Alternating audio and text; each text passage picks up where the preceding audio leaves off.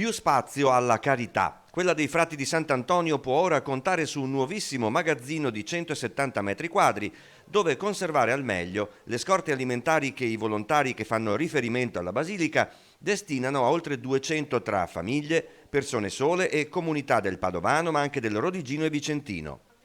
Da oltre 30 anni sono i volontari della Speranza a smistare e consegnare cibo e prodotti per l'igiene a chi ne ha bisogno. Crescendo il numero delle famiglie assistite, giustamente cresce anche la mole delle derrate da gestire e di conseguenza ci voleva uno spazio, bisognava trovare uno spazio adeguato alla bisogna. Nell'arco della pandemia abbiamo avuto un incremento del 35%. Nel magazzino di Marsango di Campo San Martino arrivano da un po' tutto il Veneto quintali di prodotti alimentari a lunga conservazione, donati da produttori e grossisti, ma anche verdura fresca dagli orti di Rosolina che ora sarà conservata in una cella frigorifera, anche questa regalata ai volontari.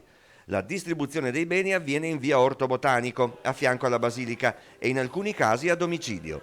Il servizio che loro fanno è un servizio capillare appunto a 200 e più famiglie, diciamo, che quindicinalmente vengono servite, ma poi ci sono istituzioni come l'Opera della Provvidenza, come il Pane dei Poveri, come l'istituzione dei Cappuccini, sono tutte realtà, le cucine popolari, sono tutte realtà che godono comunque della beneficenza che viene da tante attività, da tante aziende che offrono la loro disponibilità per questo e da anni lo stanno facendo attraverso i volontari della Speranza ed è un encomio da fare per loro e per tutti coloro che seminano speranza, carità nel nome del Santo. Nel nuovo magazzino di Marsango, su circa 40 bancali, trovano spazio 60 prodotti diversi tra alimentari e non.